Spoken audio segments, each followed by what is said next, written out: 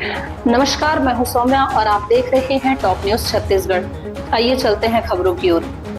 हाल ही में संपन्न हुए लोकसभा चुनाव में कांकेर सीट से बेहद करीबी मुकाबले में हारने वाले कांग्रेस प्रत्याशी बीरेश ठाकुर ने निर्वाचन आयोग पर गंभीर आरोप लगाए हैं।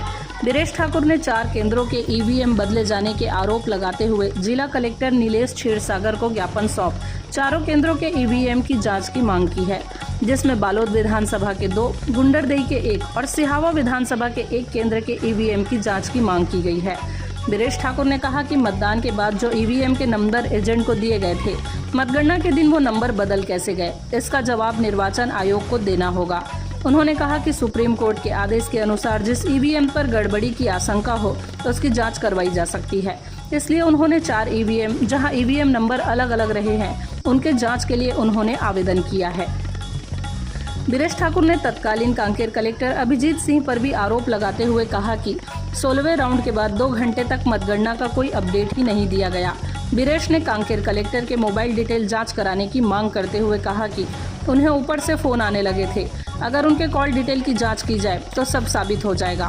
कांग्रेस को हराने अहम भूमिका निभाने और इसलिए तात्कालिक कलेक्टर को आचार संहिता हटते ही प्रमोशन कर गृह और जेल विभाग का सचिव बनाने के आरोप भी बीरेश ठाकुर ने लगाए हैं। सबसे पहले तो मैं प्रिंट मीडिया, इलेक्ट्रॉनिक मीडिया को धन्यवाद देना चाहूँगा। और आप लोग को याद होगा कि 1 जून को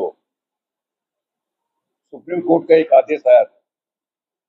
उस सुप्रीम कोर्ट के आदेश के तहत, जैसा कि आप लोग को मालूम होगा, कि मतदान के दौरान निर्वाचन आयोग के द्वारा जो मशीनों के नंबर दिए गए थे, चाहे वीपी मशीन नंबर हो, चाहे वीसी नंबर हो, चाहे वीपी पेड नंबर हो, हमारे एजेंटों के द्वारा 17 सी फॉर्म लगाया गया था, जो निर्वाचन आयोग के द्वारा दी गई जानकारी के अनुसार दोनों के क्रमांक में परिवर्तन है, जिसमें मैं आशंका जताई है। और साथ ही साथ मतदान के दौरान हमारी मशीन का बदला गया है। पूर्व में भी इसकी शिकायत हमने ARO से किया था, लेकिन उसके बाद जब सुप्रीम कोर्ट का आदेश आया तो मैंने, कल अंतिम दिन था कि इसमें तहत मैं बालोद जिला का 3 मशीन और धमतेरी जिला का 1 मशीन मैंने खुलवाया है। तो निश्चित ही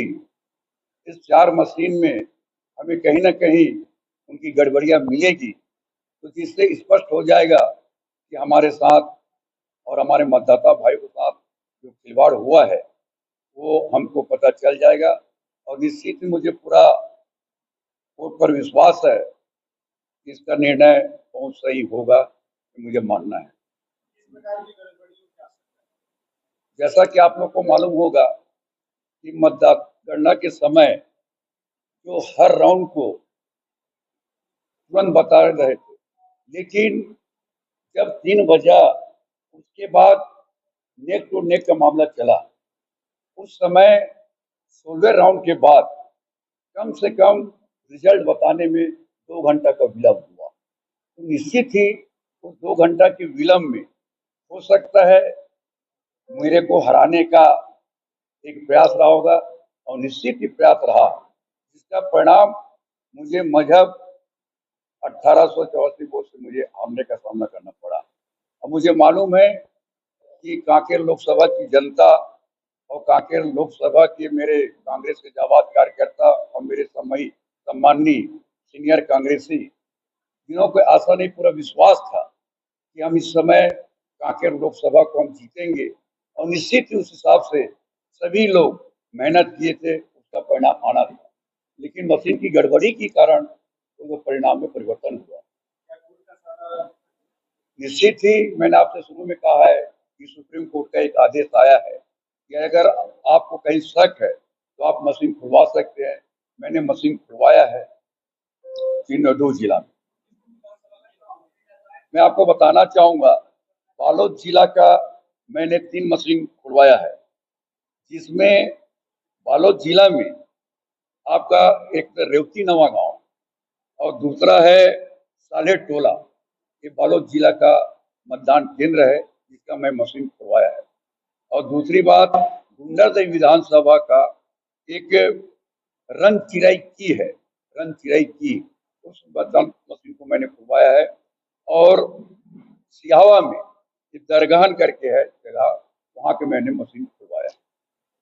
तक की तमाम छोटी बड़ी खबरें आगे भी हमारे साथ खबरों में बने रहने के लिए देखते रहिए टॉप न्यूज छत्तीसगढ़। जय हिंद, जय छत्तीसगढ़।